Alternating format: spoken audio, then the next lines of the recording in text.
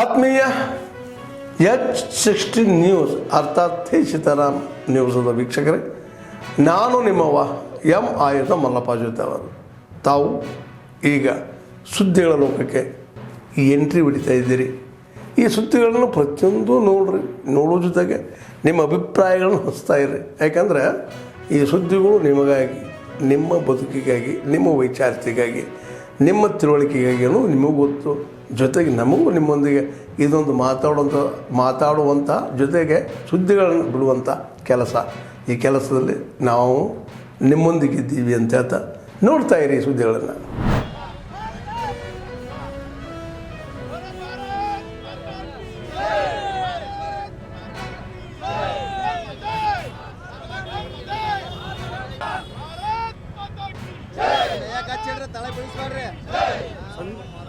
ಸಂದೀಪ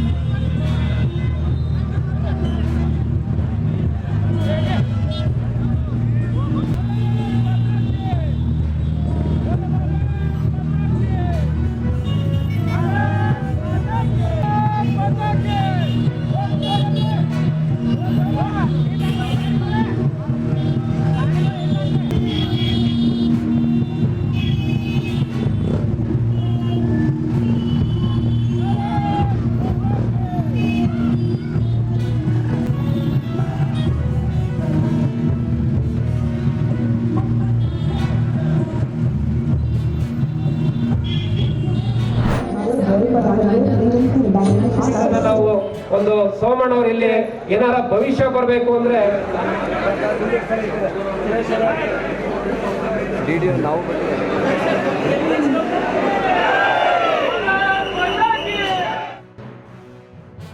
ರೈಲ್ವೆಯಲ್ಲಿ ಈ ದೇಶ 11 ವರ್ಷದಲ್ಲಿ ಒಂದು ದೊಡ್ಡ ಕ್ರಾಂತಿಯನ್ನು ಮಾಡಿದೆ. 100% ಎಲೆಕ್ಟ್ರಿಫಿಕೇಶನ್ ಮಾಡಿದೆ. 100% ಬಸ್ ಸ್ಟ್ಯಾಂಡ್ಗಳ, ರೈಲ್ವೆ ಸ್ಟೇಷನ್ಗಳನ್ನು ಹೈಟೆಕ್ ಮಾಡಿದೆ.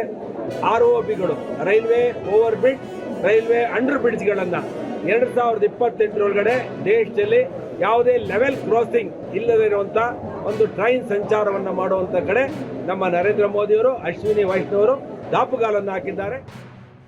ಸೋಮಣ್ಣವ್ರಿಗೆ ಎಲ್ಲರ ಪರವಾಗಿ ಅಭಿನಂದನೆ ಸಲ್ಲಿಸ್ತೇನೆ. ಇಡೀ ಇಂಡಿಯಾದಲ್ಲಿ ಸುಮಾರು 150 ಟ್ರೈನ್ಗಳು ಇನ್ಫಾರ್ಮೇಷನ್ ಪ್ರಕಾರ ಇವತ್ತು ಒಂದೇ ಭಾರತ್ ಟ್ರೈನ್ಗಳು ಓಡ್ತಾ ಇದ್ದಾವೆ. ಇದು ಸೆಮಿ ಹೈ ಸ್ಪೀಡ್ ಮತ್ತು ದೇಶದಲ್ಲೇ ಮ್ಯಾನುಫ್ಯಾಕ್ಚರ್ ಇರುವಂಥ indigenous made in India product ಇದು. ಈ ಒಂದು ಟ್ರೈನು ಇವತ್ತು ನಮ್ಮ ದೇಶಕ್ಕೆ ಮತ್ತು ವಿಶೇಷವಾಗಿ ಕರ್ನಾಟಕಕ್ಕೆ, ತುಮಕೂರಿಗೆ ಅನುಕೂಲವಾದ ರೀತಿಯಲ್ಲಿ ಇವತ್ತು ಲೋಕಾರ್ಪಣೆ ಆಗಿದೆ. ಒಂದು ವಿಶೇಷವಾದ ಸ್ಪೇರ್ ಪಾರ್ಟ್ ನಮ್ಮ SCR ಚಂದ್ರಶೇಖರ್, HG ಚಂದ್ರಶೇಖರ್ ಅವರ ಫ್ಯಾಕ್ಟ್ರಿಯಲ್ಲಿ ಆಗುತ್ತೆ. ತುಮಕೂರಿನ ಫ್ಯಾಕ್ಟ್ರಿಯಲ್ಲಿ ಉತ್ಪತ್ತಿ ಆಗ್ತಕ್ಕಂಥ ಈ ಒಂದು ಇಂಪಾರ್ಟೆಂಟ್ ಸ್ಪೇರ್ ಭಾರತದಲ್ಲಿ ಓಡಾಡ್ತಾ ಇರೋ ಪ್ರತಿಯೊಂದು ಒಂದೇ ಭಾರತದಲ್ಲಿ ಅಳವಡಿಸಲ್ಪಟ್ಟಿದೆ. ತೀರ್ಮಾನ ಮಾಡಿ ಇವತ್ತು ಈ ಚೌಕಲಿಯಿಂದ ಪ್ರಾರಂಭ ಆಗಿ ಸಿದ್ದೇಶ್ವರ ಗುಡಿ, ಆಮೇಲೆ ನಮ್ಮ ಅಂಬೇಡ್ಕರ್ ಸರ್ಕಲ್ಲು, ಶಿವಾಜಿ ಸರ್ಕಲ್ಲು ಇವೆಲ್ಲವನ್ನು ಮುಗಿಸ್ಕೊಂಡು ಪುನಃ ಇಲ್ಲಿಗೆ ಬಂದು ಮುಕ್ತಾಯ ಆಗ್ತದ ಅಂಥೇಳಿ ನಾ ಈ ಸಂದರ್ಭದಾಗ ಹೇಳ್ತೀನಿ. ಆಮೇಲೆ 14ನೇ ತಾರೀಕಿನ ದಿನ ಕರಾಳ ದಿನಾಚರಣೆಯನ್ನು ಆಚರಿಸಬೇಕು ಅಂಥೇಳಿ ಅದನ್ನು ಕೂಡ ನಾವು ಪಕ್ಷದವರು ನಾವು ನಿರ್ವಹಣೆ ಮಾಡಿದೆವು. ಅದನ್ನು ನಾವು ಮಾಡ್ತೇವೆ. ಅಮಾನವೀಯವಾದಂಥ ಜೀವನದ ನಡೆ ಬಾಬಾ ಸಾಹೇಬ್ ಅಂಬೇಡ್ಕರ್ ಪ್ರಕಾರ ಜೀತ ಪದ್ಧತಿ ಎನ್ನುವುದು ಅಸ್ಪೃಶ್ಯತೆ ಮತ್ತು ಜಾತೀಯತೆಯ ಆಚರಣೆಯ ಒಂದು ಭಾಗ. ಅಸ್ಪೃಶ್ಯತೆ ಮತ್ತು ಜಾತೀಯತೆಯ ಆಚರಣೆಯ ಒಂದು ಭಾಗ ಮತ್ತು ಮಾನವ ಹಕ್ಕುಗಳ ಸ್ಪಷ್ಟ ಉಲ್ಲಂಘನೆ.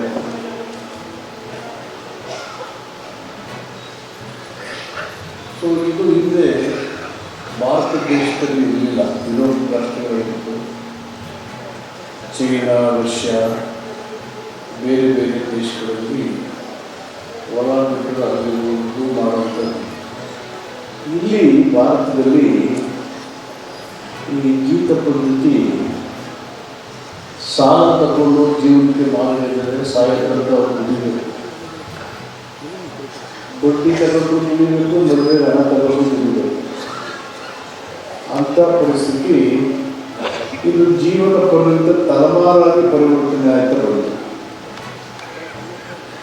ಇದಕ್ಕೆ 1976 ಇಂದಿರಾ ಗಾಂಧಿಯವರು ಉಳುವವನೇ ಭೂಮಿಯ ಒಡೆಯ,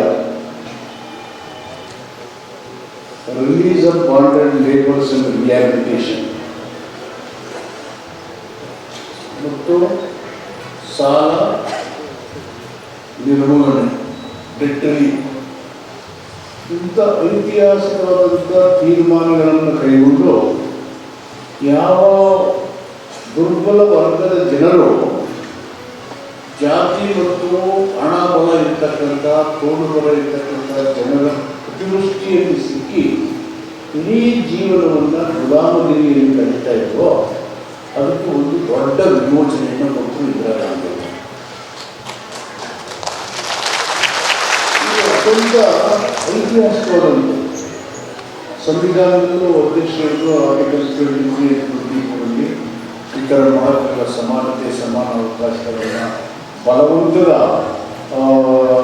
ಕೆಲಸಗಳನ್ನು ಮಾಡಲಿಕ್ಕೆ ವ್ಯಕ್ತಿಗತವಾದಂಥ ಗೌರವಕ್ಕೆ ಧಕ್ಕೆ ಬರುವ ರೀತಿಯಲ್ಲಿ ಮಾಡಲಿಕ್ಕೆ ಅವಕಾಶ ಇಲ್ಲ ಅಂತ ಹೇಳಿ ನಮ್ಮ ಸಂವಿಧಾನದಲ್ಲಿ ಹೇಳ್ತಿರ್ತಕ್ಕಂಥದ್ದನ್ನು ನಾವು ಅರ್ಥ ಮಾಡಬೇಕಾಗುತ್ತೆ.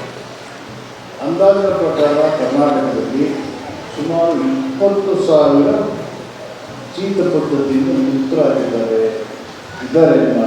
ಅಂತ ಹೇಳಿ ಒಂದು ವಿಷಯವನ್ನು ನನಗೆ ಹೇಳಿದ್ರು. ಯಾಕೆಂದರೆ ನಾನು ಹಿಂದೆ ನಮ್ಮ ಅಧ್ಯಕ್ಷರಲ್ಲಿ ಗ್ರಾಮೀಣಾಭಿವೃದ್ಧಿ ಮಂತ್ರಿ ಇದ್ದಾಗ ಈ ಒಂದು ಕಾರ್ಯಕ್ರಮಕ್ಕೆ ಬೆಂಗಳೂರು, ನಾನು ನಮ್ಮ ಮಾವಳ್ಳಿ ಶಂಕರ್ ಅವರೆಲ್ಲ ಬಂದಿದ್ವಿ. ಇವೆಲ್ಲ ಇದ್ದರು.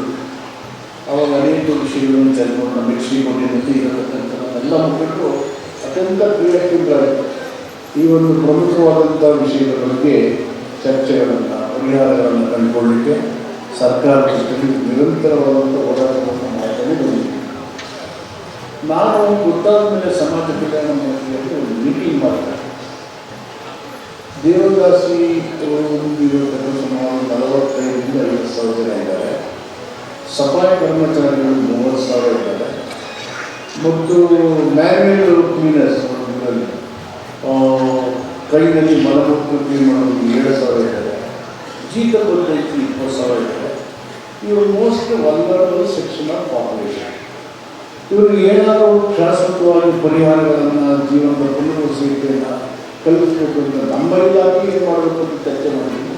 ಮುಖ್ಯಮಂತ್ರಿಗಳು ಗಮನಕ್ಕೆ ತಂದಿದ್ದೀವಿ. This are the priority area, ಆದ್ಯತೆ ವಲಯಗಳು. ಈ ಆದ್ಯತೆ ವಲಯಗಳನ್ನು ಗುರುತಿಸಿ ಒಂದು ಪರಿಹಾರ ಕೊಡಬೇಕು ಅಂತ ಹೇಳಿ ನಾನು ಮೀಟಿಂಗ್ ಮಾಡಿದ್ದೀನಿ. ನಮ್ಮ ಸಮಾಜ ಕಲ್ಯಾಣ ಇಲಾಖೆ ವತಿಯಿಂದ ಮುಖ್ಯಮಂತ್ರಿಗಳ ಗಮನಕ್ಕೆ ತಂದಿದ್ದೀನಿ. ಇದು ಒಂದು ಪುನರ್ವಸತಿ ಕೆಲಸ ಆಗಲೇಬೇಕಾಗಿರ್ತದೆ. ರಿಲೀಸ್ ಆಗಿದ್ವಿ, ರಿಲೀಸ್ ಮಾಡಿದ್ರೆ ಜೀವನದ ಮಾದರಿ ಏನು? ಆದರೆ ಬದುಕು ರೀತಿಯಲ್ಲಿ ಮಾಸಿಕ ನಿರ್ದಿಷ್ಟ ಆದಾಯ ಇಲ್ಲದೇ ಈಗ ಯಾರೂ ಬದುಕ್ತಾ ಇಲ್ಲ. 5 ಗ್ಯಾರಂಟಿಯನ್ನು ಸಿದ್ದರಾಮಯ್ಯ ಸರ್ಕಾರ ಕೊಟ್ಟ ಮೇಲೆ ಯಾರೂ ಕೂಡ ನಮಗೆ ಆದಾಯ ಇಲ್ಲ, ತಿಂಗಳಿಗೆ ನಮಗೆ ಯಾವುದೋ ವರಮಾನ ಇಲ್ಲ ಅಂತ ಹೇಳೋರು ಒಬ್ಬರು ಇಲ್ಲ. ನಿಮಗೆಲ್ಲ ಅಕ್ಕಿ 2,000 ರೂಪಾಯಿ, ವಿದ್ಯುತ್ ಶಕ್ತಿ, ಬೇರೆ ಬೇರೆ ಸೌಲಭ್ಯ ಎಲ್ಲರಿಗೂ ಬರುತ್ತೆ ಅಂತ ಅನ್ಕೊಂಡಿದ್ದೀವಿ. ಬರ್ತಾ ಇದೆಯಾ? ಕನಿಷ್ಠ 4,000ರಿಂದ 5,000 ರೂಪಾಯಿ ಕಡ್ಡಾಯವಾಗಿ ಬರ್ತಾ ಇದೆ. ಸೊ ಇದರಿಂದ ಸ್ವಲ್ಪ ಆದ್ಮೇಲೆ ಎಲ್ಲ ಸುದ್ದಿಗಳನ್ನು ನೋಡಿದ್ರಲ್ಲ, ಏನು ಅನಿಸ್ತು ನಿಮಗೆ? ಇದರಲ್ಲೇ ನಿಮ್ಗೆ ಲೈಕ್ ಆಗಿರ್ಬೋದು, ಡಿಸ್ಲೈಕು ಆಗಿರ್ಬೋದು, ಕಾಮೆಂಟ್ ಬೇಡಪ್ಪ ಅಂತ ಅನಿಸಿರ್ಬೋದು, ಕಾಮೆಂಟ್ ಮಾಡಬೇಕಪ್ಪ ಅನಿಸಿರ್ಬೋದು, ಶೇರ್ ಮಾಡಬಾರ್ದಪ್ಪ ಅನಿಸಿರ್ಬೋದು, ಅದು ಮಾಡಬೇಕು ಅನಿಸಿರ್ಬೋದು. ಏನಾದರೂ ಆಗಲಿ ಶೇರ್ ಮಾಡ್ತಾಯಿರಿ, ಈ ನ್ಯೂಸ್ಗಳನ್ನ ಹಂಚ್ತಾ ಇರಿ, ಜೊತೆಗೆ ಇದಕ್ಕೆ ಸಬ್ಸ್ಕ್ರೈಬ್ ಆಗ್ತಾಯಿರಿ ಅಂತ ಹೇಳ್ತಾ H60 ನ್ಯೂಸ್ ಅರ್ಥಾತ್ ಹೇ ಸೀತಾರಾಮ್, ಇದು ಸತ್ಯದ ಕೈಗೆ ನಡಿ. ವಂದನೆಗಳು.